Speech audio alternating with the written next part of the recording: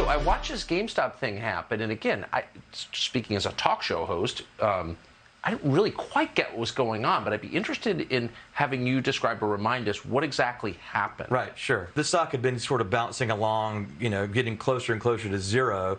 And I didn't really know anything about the stock. I'd never bothered to think about investing in it. But it was a stock that a lot of institutional investors had shorted as sort of a hedge against their long positions. And so, when you short sell a stock, that means that you benefit from its decline.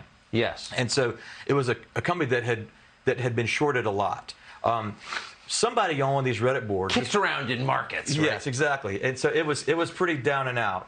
And so one of these Reddit boards called Wall Street Bets, some of the contributors of that had noticed that, hey, well, you know what? Maybe there's a little bit more puff. Maybe there's another puff on that cigar. And so a few folks started to buy it and to try to recruit other people to buy the stock. And what wound up happening was it started to go up, and then it metastasized into something that no one had ever really seen before. And so the stock went from 5 to 25 to 155, ultimately to almost 500.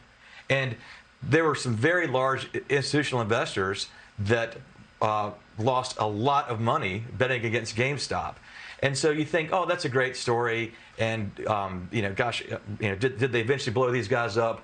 They failed to, I think, put some of them out of business. That was their goal. So just to be clear, the point from the Wall Street Bets Reddit board perspective was to hurt. They wanted to hedge hurt funds. the folks that were short the stock. But in effect, they were shorting the stock to try to get back at the man, basically. Yeah. And so it spread just from, it wasn't just GameStop. It spread to AMC movie theaters and others. And so this whole group of stocks that had been left for dead that folks had figured out that there are certain places where you can find out where stocks are heavily shorted. There are certain places where institutional firms have to register once it gets above a certain level. And so some enterprising retail investor had figured out who was on that list, and then the power of social media took over, and all of a sudden everybody knew who it was, and they sent all these stocks through the roof.